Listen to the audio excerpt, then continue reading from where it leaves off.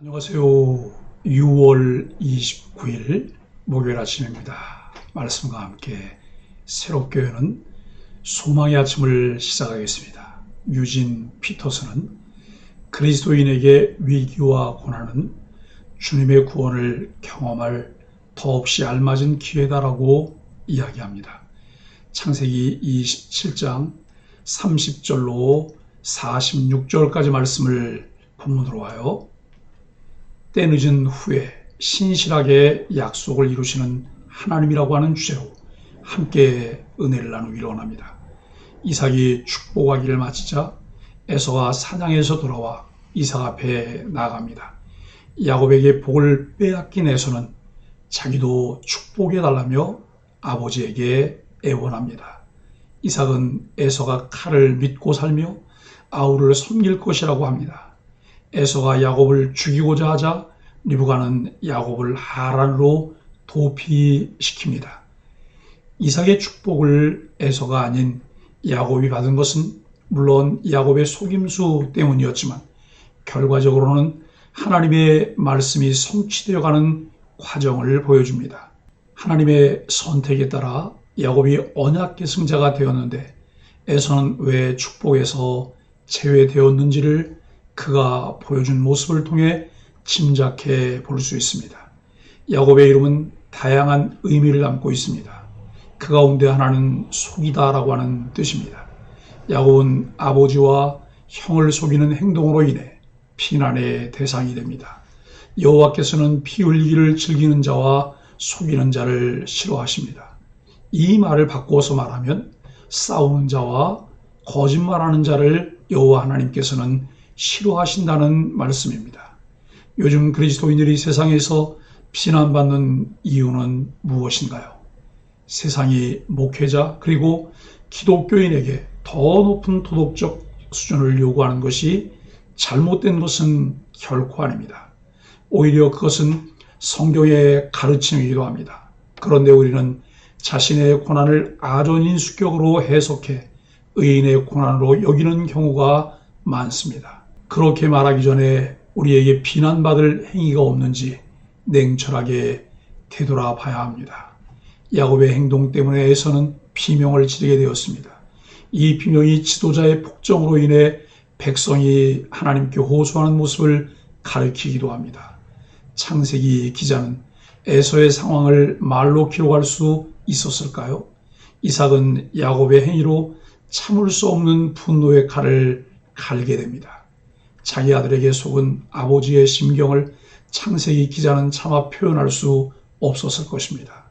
이들은 모두 이스라엘 조상입니다. 그들의 잘못을 가감 없이 성경은 기록하고 있습니다. 성경에는 이스라엘 조상이라더라도 하나님 앞에서 큰 고통을 받았음을 보여줍니다. 야곱은 리브가를 생전에 보지 못하게 되었고 야곱은 몇 날 동안 거주하기 위해 내려간 하란에서 20년을 지내야 했습니다. 죄의 대가는 결코 가볍지 않습니다. 그것은 리브가의 계획에 전혀 없던 것입니다. 우리는 내 생각을 하나님의 계획으로 포장해서는 안 됩니다. 야곱은 에서의 축복을 가로챈 후에 이삭 앞에서 도망치듯 나옵니다. 야곱의 행위는 모든 가족이 뿔뿔이 흩어지게 만드는 원인이 되었습니다. 야곱의 욕망으로 인해 이삭의 가족에게 웃음이 사라지게 되었습니다. 에서가 야곱을 죽이기로 마음먹을 정도로 죄의 파급력은 상상력을 초월합니다. 우리는 그리스도의 속죄를 빌미로 죄를 가볍게 여기고 있지 않은지 돌아보아야 합니다. 하나님은 처음 사람 아담을 만드실 때 흙으로 빚으시고 그 코에 생기를 불어넣어 하나님 형상대로 만드셨습니다. 그러한 인생들이 범죄로 인해 하나님의 형상을 상실하게 되었고 약속하신 메시아의 대속의 죽음으로 우리를 살리시고 재창조해 가십니다. 예수 그리스도의 대속 사역으로 우리의 모든 죄책이 사라졌지만 아직 여전히 남아있는 죄의 오염과 찢기들을 제거하고 재창조하시는 과정에서 모든 것을 사용하십니다. 우리의 실수와 좌절, 시련과 아픔까지도 사용하셔서 명함을 갖춘 작품으로 만들어 가십니다. 하나님의 뜻을 거스르고 각자 자기 뜻을 이루려 한 이삭의 가정은 원망과 분노, 두려움과 걱정에 빠져듭니다. 하지만 하나님은 모든 일을 재료로 삼아 신실하게 약속을 이루어 가십니다. 우리도 하나님의 신실하심을 배우며 우리에게 주어진 삶을 찾고 주의 인도하심에 순종해야 합니다. 30절로 40절은 하나님을 의식하지 않는 자입니다. 야곱은 아버지의 축복을 받고서 에서가 도착하기 전 아슬아슬하게 장막을 빠져나갔습니다. 곧이어 사냥에서 돌아온 에서가 아버지를 위한 별미를 만들어 장막으로 가지고 들어왔습니다. 만약 이삭의 축복이 조금 더 길어졌거나 에서가 좀 더 빨리 돌아왔다면 어떤 일이 벌어졌을까요? 야곱에게는 이 타임을 정확히 맞출 능력이 없습니다. 하나님이 모든 상황을 주관하셔서 에서가 돌아오기 전에 야곱이 축복을 받게 하셨습니다. 이삭은 모든 상황을 뒤늦게 알고 심하게 떨었습니다. 축복을 되돌릴 수 없다는 사실에 절망했습니다. 이삭은 야곱을 위해 재물과 권위에 대한 복을 빌었지만 하나님이 주시는 복은 무한하기 때문에 에서를 위해서도 복을 빌어줄 수 있었습니다. 하지만 이삭은 빌어줄 축복이 남아있지 않다고 말합니다. 축복의 주체가 자신이라고 착각하고 있는 것은 아닐까요? 하나님을 자신의 생각과 계획 안에 가둬두면 아무것도 바꿀 수 없다고 절망할 수밖에 없습니다. 에서는 더 이상 축복할 것이 없다는 이삭의 말에 소리 높여 울면서 자신도 축복해달라고 애원합니다. 이전에 야곱이 장자의 명분을 빼앗은 일까지 거론하며 야곱은 그 이름에 걸맞게 자신의 발꿈치를 잡는 사기꾼으로 규정합니다. 그러나 팥죽 한 그릇에 넘길 정도로 장자의 권리를 하찮게 여겼던 것과 이방 여인을 아내로 삼은 일에 대한 자기 반성은 전혀 없습니다. 모든 책임을 잘못 축복한 아버지 이삭과 속임수로 축복을 빼앗은 야곱에게 돌리며 삽니다. 남 탓만 하면 절대 돌이킬 수 없습니다. 진정한 회개는 자신의 걸음을 돌이키며 돌아서는 것, 방향을 완전히 전환하는 것을 말합니다. 이삭은 마지못해 에서의 장래에 관해 선언합니다. 그가 살 땅은 이슬도 없는 척박한 땅이고 전쟁과 폭력이 끊이지 않을 것이며 동생 야곱을 섬기게 될 것이라고 선언합니다. 하지만 이것은 에서의 원망과 분노의 마음이 변하지 않는다면이라는 전제하에 그의 미래입니다. 하나님은 우리의 변화된 모습과 순종의 자세에 따라 우리의 미래도 복된 삶으로 바꾸실 수 있습니다. 에서는 아버지가 돌아가시면 야곱을 죽이겠다고 결심합니다. 41절로 46절은 자기 마음대로 행하는 자입니다.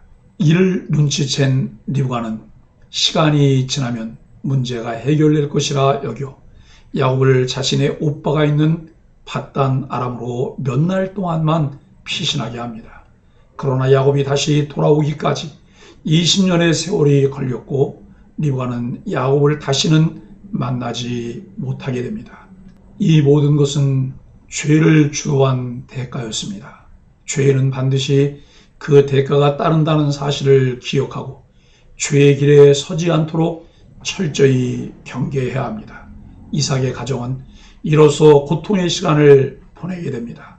이삭과 리브가는 후회와 그리움으로, 에서와 야곱은 분노와 두려움의 마음으로 긴 세월을 살아가게 됩니다. 하지만 그 모든 시간 속에 하나님이 함께 하시며 그들을 향한 약속을 신실하게 이루어 가십니다. 사랑하는 소망의 가족 여러분, 진정 우리의 모든 삶의 계획과 반응들이 하나님의 섭리하심의 재료가 된다는 사실을 기억하여 선한 길로 오롯이 걸어가야 합니다. 본문에서 하나님이 보시기에 의로운 행위를 하는 자가 없습니다. 그러나 최소한 하나님을 의식하고 자신의 한계를 인정하는 자가 하나님의 은택을 입을 수가 있습니다. 하나님이 살아계셔서 역사하심을 인식하고 그분의 도우심을 간절히 구하는 자가 하나님의 긍휼과 채워주시는 은혜를 입을 수 있습니다. 하나님은 그렇게 우리를 인정하고 의지하는 자를 통해 하나님의 역사를 이루어 가십니다. 만사에는 때가 있습니다. 하나님을 의지할 때와 잘못에서 회개하고 돌이킬 때 그때를 놓치지 말아야 합니다. 언약에 신실하신 하나님은 오늘도 자신의 주권대로 교회와 주를 사랑하는 주의 백성들을 사용하셔서 하나님의 역사를 이루시는 것을 기뻐하십니다. 이 귀한 일에 바르게 반응하며 주를 따르는 소망의 가족들이 되기를 예수 그리스도 이름으로 간절히 축복합니다. 함께 기도하겠습니다. 하나님, 욕심과 욕망의 굴레에서 벗어나지 못하고 허우적거리는 우리를 용서하여 주옵소서. 하나님의 방법을 떠나 인간적인 방법에 집착하는 우리의 마음을 새롭게 하여 주옵소서. 사람들에게 들키지 않은 죄라도 가볍게 여기지 않게 하시고 삶의 작은 부분까지 주님의 정의를 확장하는 인생이 되게 하여 주옵소서. 예수님의 이름으로 간절히 기도합니다. 아멘.